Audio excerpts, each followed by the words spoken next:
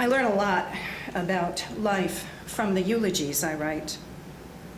It's a time when the true character of an individual is revealed, and it's always, always complicated. Because when we sit down to talk about a life lived, those left behind often tell the whole story, but they only want the good parts shared with others. The whole story includes the shortcomings, the anger, the stinginess, the meanness, the all too human characteristics that we all have at one time or another. These are whitewashed because it's important that the final picture be rosy or somehow sanitized. Perhaps that it's the eulogy that's our true judgment day. No pearly gates or foreboding St. Peter, just our closest friends, our family, witnessing our life and deciding how we did, how we measured up. Maybe we tell the best stories because it's about keeping up appearances, or perhaps it's just too hard to see the wholeness of who we are, who they were, at a time of such great loss. Maybe she wasn't the best friend, not the best mother. She was distant or challenging. Perhaps he didn't always tell the truth, couldn't hold a decent job. Maybe he lied about the important parts of his life and kept things hidden from those he loved. And yet never is the deceased all bad. And frankly, I don't know anyone who cautiously makes a decision to mess up a marriage or a child or a life. I really believe that we do the best we can in the moment with the life tools and resources we have. And when we die, it's a balancing act for the mourners to choose on which side to stand. Then I get up in front of a community of family and friends, and I hold both realities at the same time. That which I speak and that which I know in my heart is the true nature of the person I am honoring. And here's what I want to say. Here are the words I hold in my heart at the request of the ones left behind. We are all imperfect. And when death comes, we mourn the person. We mourn what he was in our life, and perhaps even more, we mourn what he was not. In the end, there are no more do-overs, no more chances to make it different. The hope for a different ending is over, and we are faced with making sense of our disappointments, making sense of the truth of our story. Behind every one of those disappointments, every perceived misstep by our loved ones, there was a decision to make and a choice, a lifetime of decisions and choices. And when it's over, we stand and judge. It's hard not to. Yet there's no way really to recreate the circumstances that led to a choice, and no way to know for sure that the other options would have given us a better outcome. A life is lived one decision at a time, and we grow and build our character based on those decisions, those choices that we make. Well, last week I read a book by Annie Lamott called Traveling Mercies. Maybe you've read it too. It's a story about her complicated, dysfunctional, but somewhat privileged childhood. It explores her life as a single mother raising a son.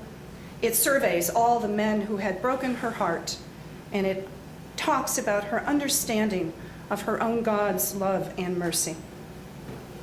It's a book that mindfully explores some of life's most challenging decisions about love and loss and parenting and caring for others, decisions that many of us are called to make every day. And with her common sense wisdom, Annie Lamott says this: I took a long, deep breath, and I wondered, as usual, where to start. You start where you are, is the secret of life. You do the next right thing you can see. then the next. Now, as it turns out, others have spoken similar advice. When you don't know what to do, do the next right thing. It's a guideline of living for Alcoholics Anonymous. The Reverend Martin Luther King is quoted as saying, "The time is always right to do what is right." The difference, though, between these statements and Ms. Lamott's is the first part of her quote. "I took a long, deep breath and wondered, as usual, where to start. You start where you are is the secret of life." That breath, that thought injected a pause in the process of action that may explain how we can all make choices that are moral and more grounded in our values. Now, understanding what causes us to make less than moral or ethical decisions is a bit complicated. There's a substantial body of knowledge and research on this topic, especially since the 1990s, and I suspect that's probably because of the rampant unethical choices of our leaders and members of our trusted institutions like the banks. And yet, in addition to the dramatic corporal scandals, there's mounting evidence that ordinary unethical behavior, small-scale unethical behavior, in the performance of routine tasks is commonplace. Over 1/3 of all computer software installed in 2010 was pirated, 30%. 3/4 of college students admit to engaging in some form of academic dishonesty. And we Americans commit over $250 billion in income tax fraud each year. And as I continue, I bet we could find ourselves somewhere in these statistics. We do, however, have limits. Now, although most of us will engage in some questionable behavior, personal standards and boundaries really do constrain us. They constrain our unethical acts. See, research found that lying was commonplace, but that we're pretty selective with respect to the types of lies we tell and to whom. And we hold a concept of our own character. It defines our tolerance for our own poor choices. It seems we're willing to forgive our own ethical transgressions as long as they're sufficiently small, as long as they fall below the threshold that does not threaten our opinion of ourselves.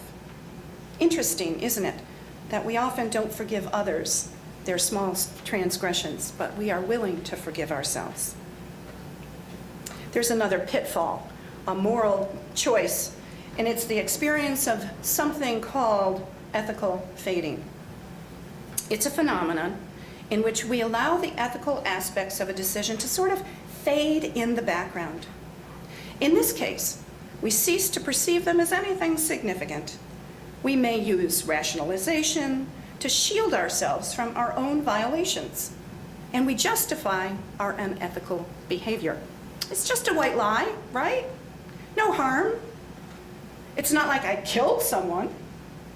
Everybody cheats sometimes, right? In this way, we make our less than stellar choices more commonplace and small.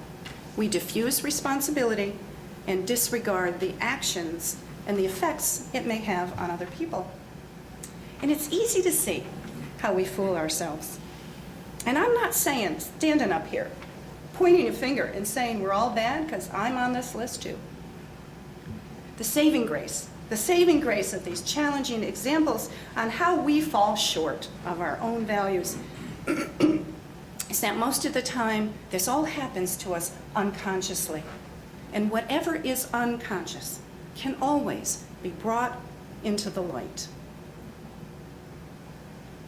I took a long, deep breath, said Annie Lamott, and I wondered, as usual, where to start. You start where you are. It's the secret of life.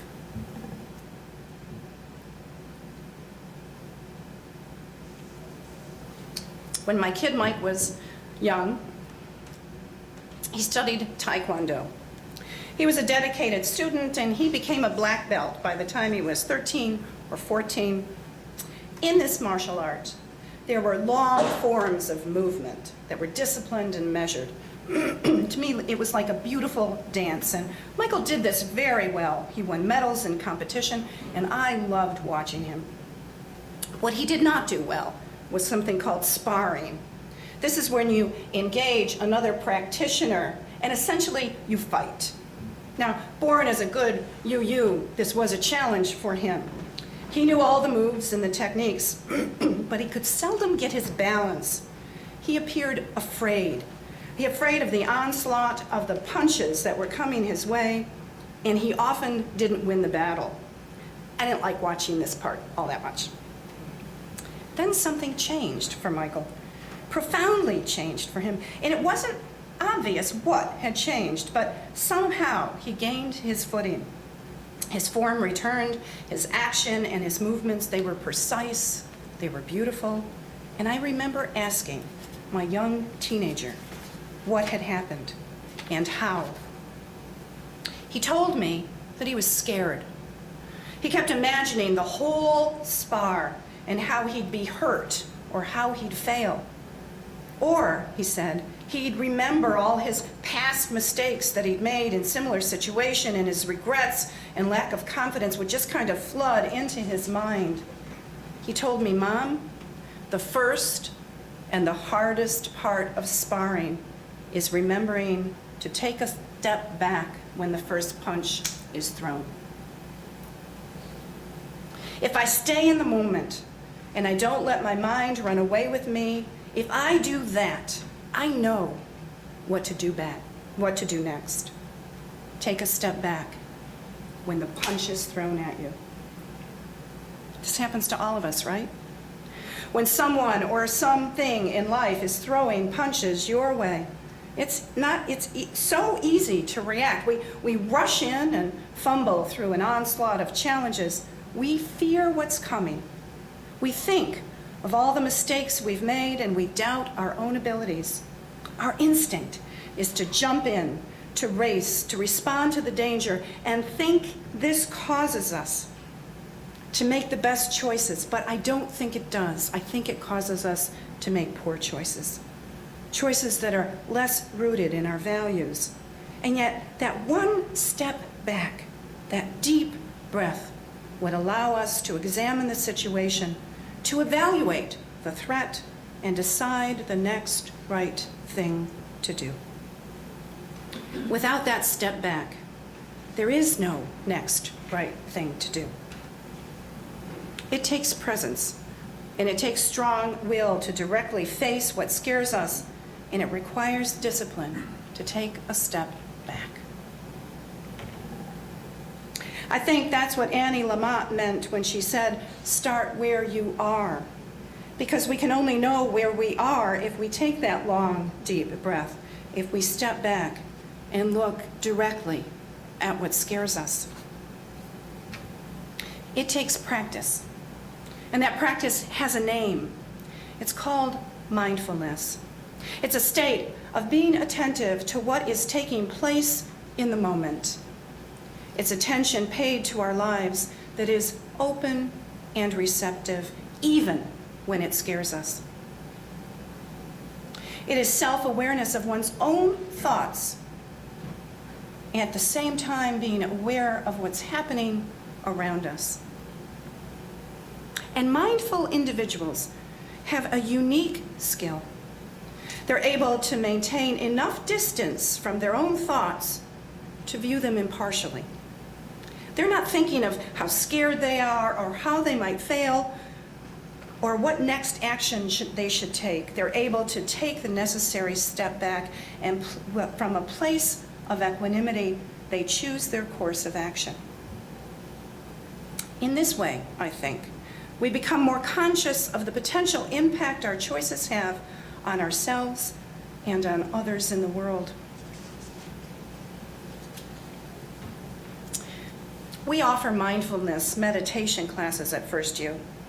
And last year, our Director of Religious Education, Sheila Hsu, began teaching it to our children. Everybody said that won't work. That doesn't stop Sheila. And it's amazing when you hear 5th graders or 4th graders or 3rd graders talk about meditating. These kids talk about doing it before they make big decisions. Maybe it's just easier to teach young minds. This year, she started a parents group grounded in the practice of mindfulness, nonviolent communication, and UU principles and values. The parents are just eating this up as if they want some conversation, but also some techniques that work as they raise their children, and a lot of them as they raise their teenagers. These classes and practices focus on the cultivation of awareness, attention, and non-judging acceptance toward one's moment-to-moment experience. They have a saying. It's called notice with interest. Notice with interest. Not judgment, not anger, not elation. Notice with interest. We've found that this non-judgmental practice allows our youth and parents to hold and observe ideas that might be potentially threatening. It increases their acceptance and their willingness to tolerate uncomfortable emotions.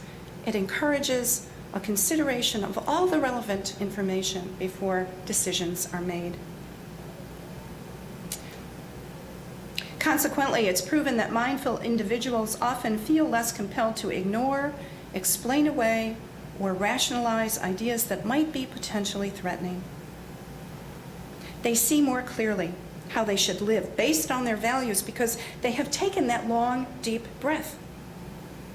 Mindful individuals make decisions to do the next right thing from a place of balance. But this takes practice. All right? We can no more go shoot a hole-in-one on the golf course the first time we go golfing than engage in mindful decision-making the first time we are faced with a moral dilemma. My son, Mike, got his butt kicked in Taekwondo often. Before he realized the missing piece of mindfulness, it took practice and commitment not only to spar in a different way, but to live in a different way, to understand his values and to choose the next move. And he didn't always do it right. He still doesn't. None of us do it right all the time.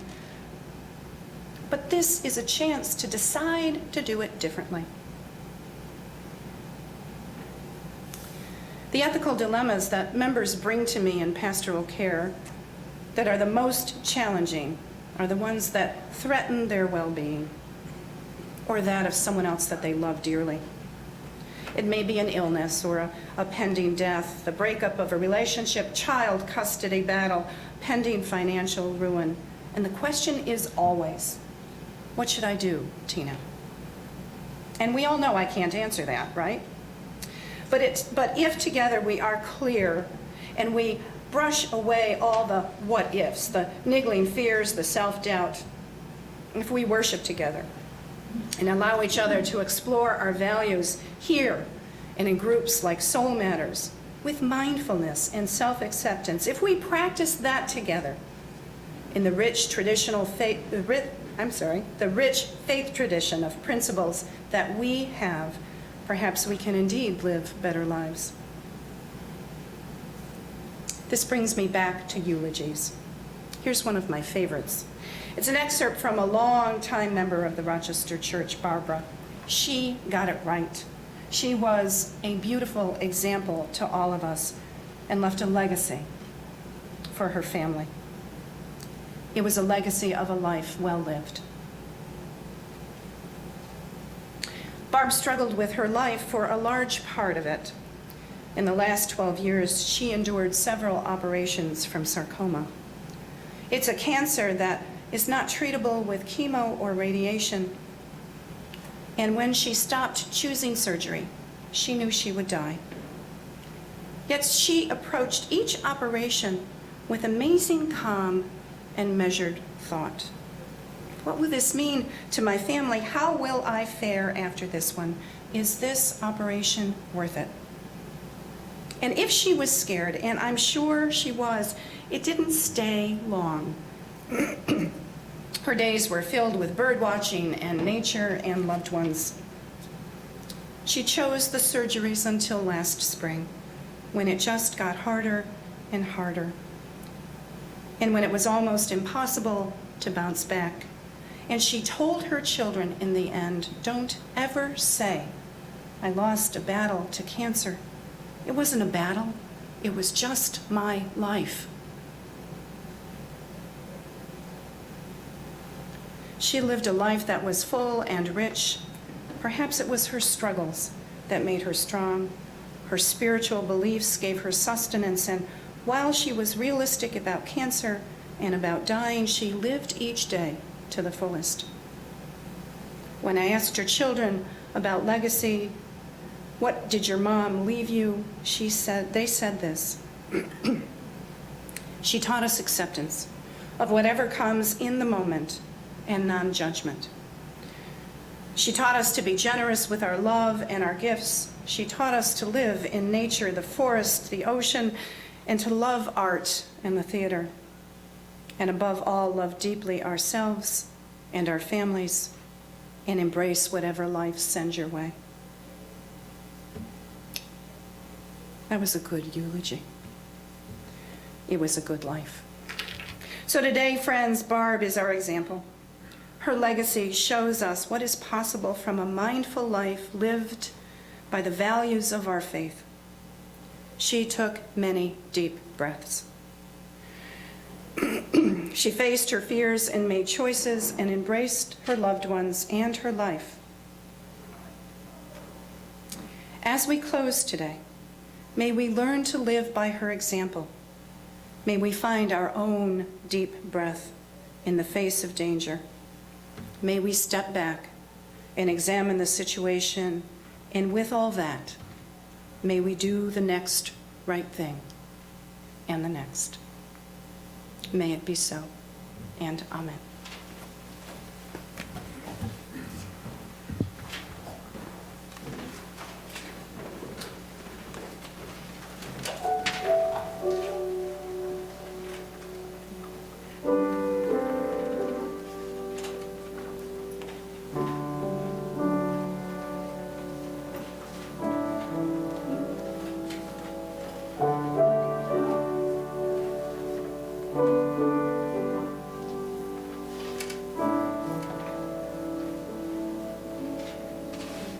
We are crossing the water our whole life through. We are making a passage that is straight and true. Every heart is a vessel, and every dream is a light shining through the darkness of the longest night.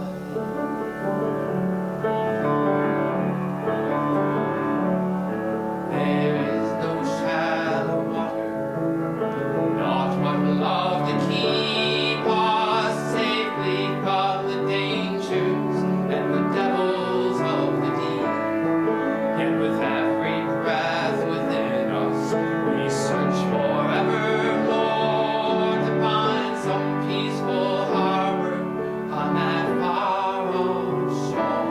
We are crossing the water our whole life through. We are making a passage that is straight and true. Every heart is a vessel, and every dream is a light shining through the darkness of the longest night.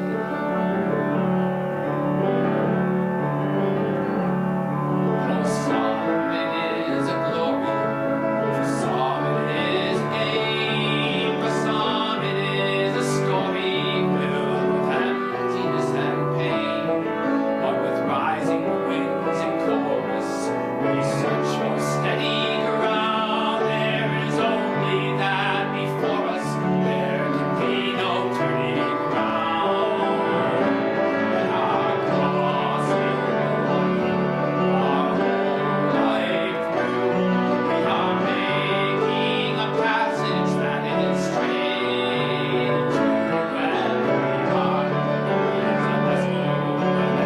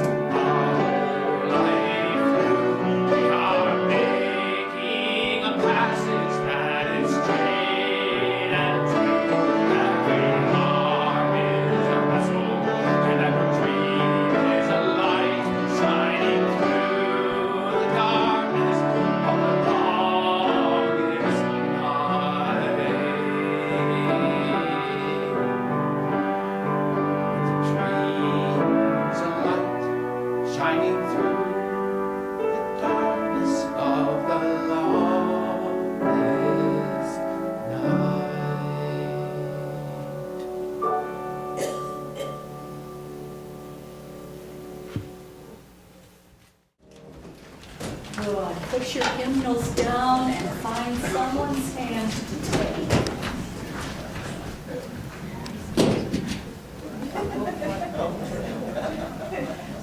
We extinguish this flame, but not light of truth, the warmth of community, or the fire of commitment. These we carry in our hearts until we are together again. Go in awareness.